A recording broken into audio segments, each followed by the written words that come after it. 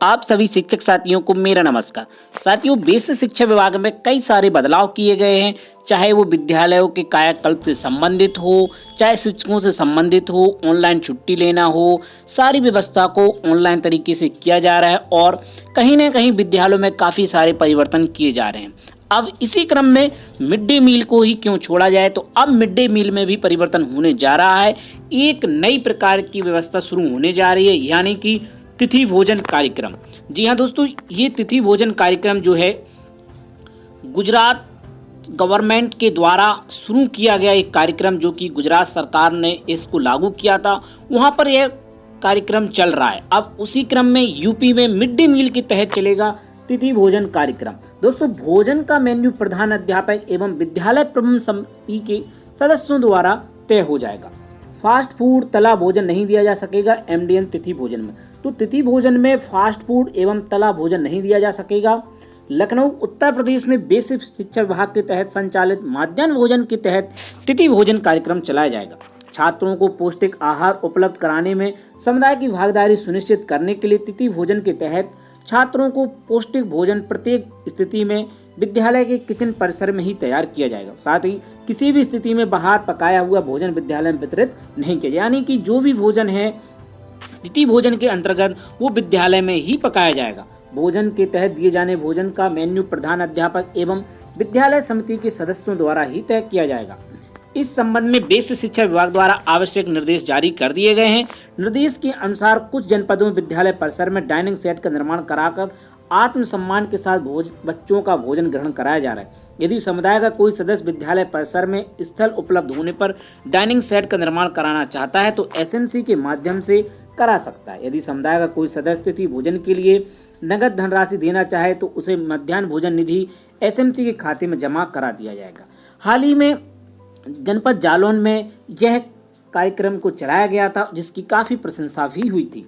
उसके अनुसार ही भोजन की व्यवस्था की जाएगी। यदि ऐसी स्थिति उत्पन्न हो कि एक ही तिथि में समुदाय के कई लोग भोजन कराना चाहते हैं तो विद्यालय प्रबंधन समिति एसएमसी के माध्यम से यह निर्णय लिया जाएगा किस व्यक्ति द्वारा उस तिथि में भोजन कराया जाएगा। जिस व्यक्ति द्वारा भोजन कराया जाएगा वह स्वयं भी उस तिथि में उपस्थित होगा और स्वयं भी भोजन ग्रहण करेगा।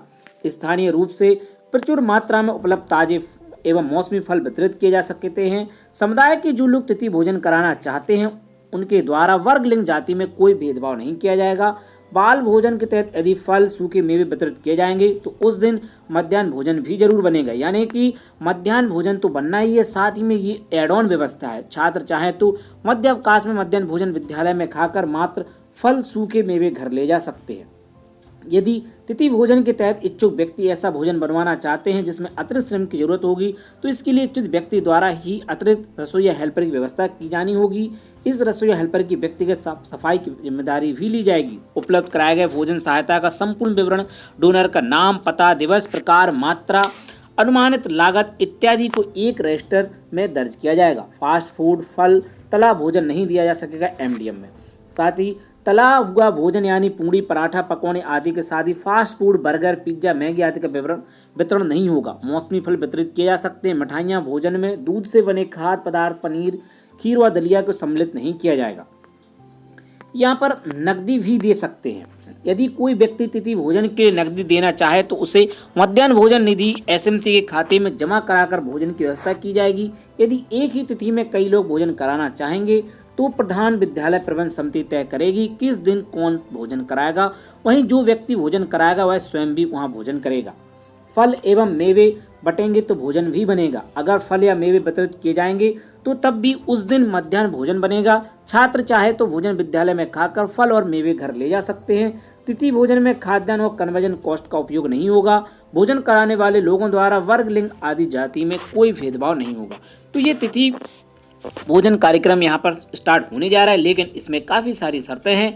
अब इसको कैसे लागू किया जाएगा तो यहाँ पर आपको बता दें कि फल एवं मेवा वितरण में किसी प्रकार का कोई भेदभाव नहीं है, लेकिन तला हुआ भोजन यानी पूड़ी, पराठा, पकौड़े, फास्ट फूड, पिज्जा, मैगी एवं भोजन में दूध से बने खाद्य पदार्थ, पनीर, खीर और दलिया को सम्मिलित नहीं किया जाएगा और यहाँ पर मिठाइयाँ भी सम्मिलित नहीं की वाली हैं। तो आप अब समझ चुके होंगे कि यह तिथि भोजन कार्यक्रम यूपी के प्राइमरी स्कूलों में लागू होने जा रहा है। तो ये व्यवस्था अब एमडीएम के तहत तिथि भोजन की शुरुआत होने जा रही है। तो फ्रेंड्स, आप समझ चुके होंगे कि यह स्कीम क्या है। तो मिलते हैं किसी नेक्स्ट वीडियो में और नई अपडेट के साथ। तो शिक्षा विभाग चैनल से जरूर जुड़े रहें।